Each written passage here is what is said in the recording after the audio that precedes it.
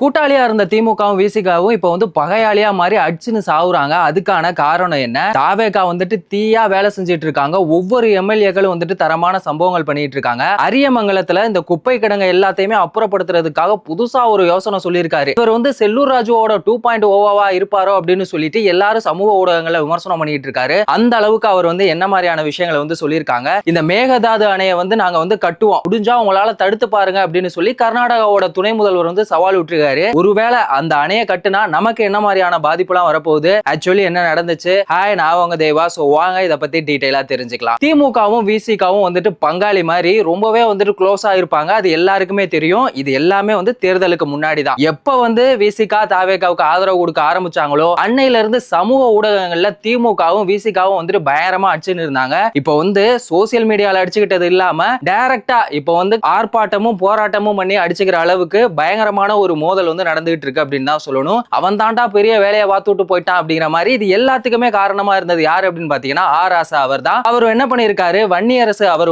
அமைச்சரா பதவி ஏற்றதுக்கு அப்புறமா ஒரு ட்வீட் ஒன்னு போட்டிருந்தாரு. அந்த ட்வீட் தான் எல்லாத்துக்கும் காரணமான ஒரு விஷயமா இருக்கு. அதுல அவர் சொல்லியிருக்க விஷயம் என்ன அப்படின்னு பாத்தீங்கன்னா, முன்னேற நாங்க ஒரு ஏணியா இருக்கோம், அது மட்டும் இல்லாம இந்த மூட சாதி அப்படிங்கறத அடிச்சு நொறுக்க வேண்டிய சிறுத்தையும் அப்படிங்கிற வரைக்குமே நல்லா தான் இருந்துச்சு. அதுக்கப்புறமா அவர் என்ன சொல்லியிருக்காரு பாத்தீங்கன்னா, போயும் இந்த விசில் அடிக்கிறவங்களுக்கு நீங்க முட்டு கொடுக்குறீங்க அப்படிங்கிற ஒரு வார்த்தையை சொல்லியிருக்காரு. அதுக்கப்புறமா அவர் சொன்ன விஷயங்கள் தான் ரொம்ப பெரிய ஒரு சர்ச்சையை உண்டாக்கி இருக்கு. அதுல அவர் சொன்னது என்னன்னா, பூ வச்சவங்களை புறந்தள்ளி புதுசா வந்தவங்களோட புணர்ந்து போறதுல தவறு இல்லை அப்படின்னு சொல்லி கொஞ்சம் ஆபாசமாவும் இன்டைரக்டாவுமே பேசியிருக்காரு. இதுக்காக தான் என்ன பண்ணிருக்காங்கன்னா, விசிகா ஆர்ப்பாட்டம் பண்ணணும் அப்படின்னு சொல்லி பெரம்பலூர்ல நேத்து அந்த ஆர்ப்பாட்டம் அப்படிங்கிற ஒரு விஷயம் இருந்துச்சு. விசிகாவுக்கு எதிராக நாங்க போராட்டம் பண்ணுவோம் அப்படின்னு சொல்லி திமுகவும் அங்க எங்களுக்கு பெர்மிஷன் கொடுக்கணும் அப்படின்னு சொன்னாங்க. இப்போ திமுக விசிகா ரெண்டு பேரும் ஒரே இடத்துல ஆர்ப்பாட்டம் போராட்டம் அப்படி ஒண்ணு நடந்துச்சுன்னா கண்டிப்பா அங்க கலவரம் நடக்கும், மோதல் நடக்கும் அப்படிங்கறத தெரிச்சு போலீஸ் இதுக்கு பெர்மிஷன் கொடுக்கல. ஆனா அதையும் மீறி ரெண்டு பேருமே ஒன்னா சேர்ந்திருக்காங்க. அங்க பயங்கரமான மோதல் நடந்திருக்கு. என்னடா படத்து காட்சிகள், படத்துல வர ஆக்ஷன் சீன்லாம் என்ன அப்படிங்கிற மாதிரி அந்த அளவுக்கு பறந்து பாஞ்செல்லாம் சண்டை போடுற மாதிரியான காட்சிகள் எல்லாம் நம்ம பார்க்க முடியுது. இந்த ஸ்பைடர் படத்துல எல்லாருமே இறந்து போனதுக்கு அப்புறமா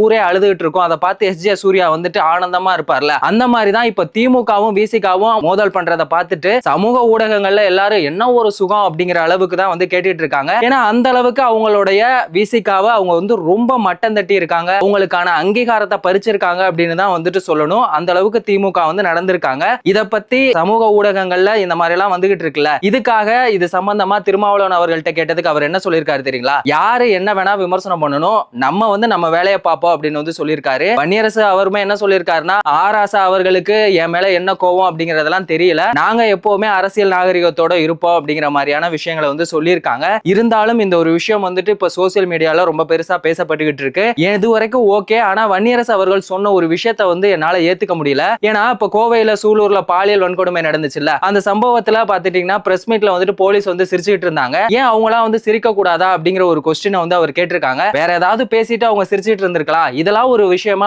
பேசிட்டு இருக்கீங்க அப்படின்னு அவர் சொல்றாரு. ஆனா நான் கேட்கிற ஒரு கேள்வி என்ன அப்படின்னா, இடம் பொருள் ஏவல் அப்படிங்கிற ஒரு விஷயம் இருக்குல்ல, எங்க எதை பண்ணணும் அப்படிங்கிற ஒரு விஷயம் இருக்கு. அது கூட தெரியாம இதுக்கு போயிட்டு உங்களுக்கு தாவேகா அமைச்சர் பதவி கொடுத்தாங்க அப்படிங்கிறதுக்காக நீங்க முட்டு கொடுக்கறதெல்லாம் நல்லா இல்ல. சோ இது ரொம்பவே தவறான ஒரு விஷயமா தான் நான் பாக்குறேன். இன்னொரு விஷயம் என்ன அப்படின்னு பாத்தீங்கன்னா, தாவேகாவோட அமைச்சர்கள் எல்லாம் தீயா வேலை செஞ்சுன்னு இருக்காங்க. நீலாங்கரையில அறிஞர் அண்ணா செகண்ட் ஸ்ட்ரீட்ல ரொம்ப நாளா குடிக்கிறதுக்கே தண்ணி இல்லாம, பைப்பு வசதி இல்லாம ரொம்ப கஷ்டப்பட்டு இருக்காங்க. இந்த ஒரு கோரிக்கையை ஏற்று அங்க இருக்க எம்எல்ஏ என்ன பண்ணிருக்காருன்னா, உடனே 40 பைப்பு குழாயை போட்டு கொடுத்திருக்காங்க. அதனால அங்க இருக்க மக்கள் எல்லாருமே ரொம்பவே சந்தோஷமா இருக்காங்க. போன ஆட்சியில கூட இந்த மாதிரிலாம் யாருமே பண்ணி கொடுக்கல அப்படிங்கிற மாதிரியான விஷயங்கள் எல்லாம் சொல்லியிருக்காங்க. உண்மையிலே இது ஒரு நல்ல மாற்றம் அப்படின்னு தான் சொல்லணும். இன்னொரு பக்கம் என்ன அப்படின்னு பாத்தீங்கன்னா, காரைக்குடியோடைய அமைச்சரா இருக்கவர் யாரு அப்படின்னு உங்க எல்லாருக்குமே தெரியும், பிரபு. அவர் ஒரு பல் டாக்டர் தானே, அவர் என்ன பண்ணிர போறாரு, அவருக்கு சம்பந்தமே இல்லாத ஒரு அமைச்சர் பதவி கொடுத்திருக்காங்களே அப்படின்னு சொல்லி எல்லாம் ஏகப்பட்ட விமர்சனங்கள் வந்தது. அவர் கனிம வளத்துறையோட அமைச்சரா இருக்காரு. அவர் என்ன பண்ணிருக்காருன்னா,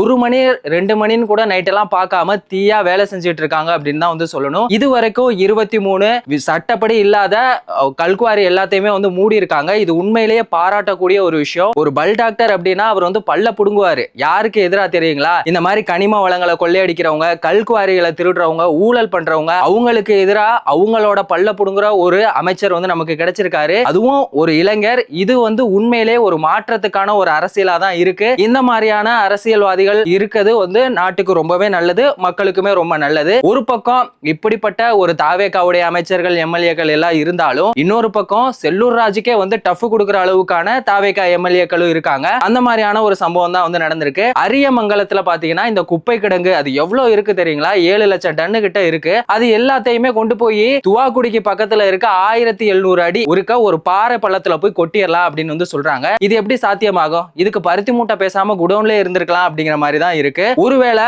அவர் சொன்ன மாதிரி அந்த பள்ளத்துல கொண்டு போய் போட்டோன்னு வைங்களேன், இப்ப மழை பெய்யுது, அந்த இடத்துல அந்த குப்பை எல்லாம் அழுகி அது உள்ள போகும்போது அந்த பாறையில இருந்து அது வடிஞ்சு நிலத்தடி நீருக்குள்ள போய் என்ன ஆகும்? நம்ம குடிக்கிற தண்ணி இருக்குல்ல, அது வந்து விஷமா மாறிடும். அந்த மாதிரியான ஒரு விஷயங்கள் வந்து நடக்கவே கூடாது. இப்ப புதுசா நம்ம ஒரு போர் போடுறோம்னு வைங்களேன், அங்க வந்து நமக்கு நல்ல தண்ணி கிடைக்கிறதுக்கான வாய்ப்புகளே இல்ல. இப்போ எல்லா குப்பையும் கொண்டு போய் நம்ம அங்க போட்டோன்னு வைங்களேன், அங்க வந்துட்டு காத்தோட்டம் அப்படிங்கிற ஒரு வசதியே இல்லாம போயிடும். அப்போ என்ன ஆகும்? அந்த ஒரு குக்கர் இருக்கு, அது ரொம்ப அதிகமான பிரஷர் ஆச்சுன்னா என்ன பண்ணும்? அது வெடிச்சிரும்ல. அந்த மாதிரி தான் இந்த நிலத்தடி நிலமே வந்துட்டு வெடிக்கிறதுக்கான வாய்ப்புகள் இருக்கு. சோ அவர் சொல்ற இந்த ஒரு விஷயத்தை வந்து நம்மளால ஏத்துக்க முடியாது. இது வந்து ரொம்பவே முட்டாள்தனமான ஒரு ஐடியாவா தான் இருக்கு. இதுக்கு மாற்று வழியா என்ன பண்ணலாம் அப்படின்னு சொல்லி பாத்தீங்கன்னா, இப்போ நம்ம வந்து குப்பை தொட்டியில போடும் போதே வந்துட்டு மக்கும் குப்பை எது, மக்காத குப்பை எது அப்படின்னு சொல்லி நம்ம அதை பிரிச்சு கொடுத்தோம்னா, அதை வந்து இப்ப இருக்க நவீனமான ஒரு மிஷினை வச்சு அதை வந்து பயனுள்ளதா ஏதாவது மாத்தலாம். ஆனா அவங்க சைடுல என்ன யோசிக்கிறாங்க அப்படின்னா, அந்த மிஷின் வாங்குறதுக்கு வந்து செலவாகும்ல, அது எதுவுமே இல்லாம அரசு கிட்ட இருக்க நிதியை வச்சு என்ன பண்ணலாம் அப்படிங்கிற மாதிரியான விஷயங்களையுமே வந்து யோசிச்சுட்டு இருக்காங்க. இது சம்பந்தமா அடுத்து என்ன மாதிரியான நடவடிக்கைகள்லாம் எடுக்க போறாங்க அப்படிங்கறத நம்ம பொறுத்திருந்து பார்ப்போம். இன்னொரு விஷயம், இப்ப சோசியல் மீடியால எல்லாராலுமே பேசப்பட்டு இருக்க ஒரு விஷயம், இந்த மேகதாது அணை இது வந்துச்சுன்னா நமக்கு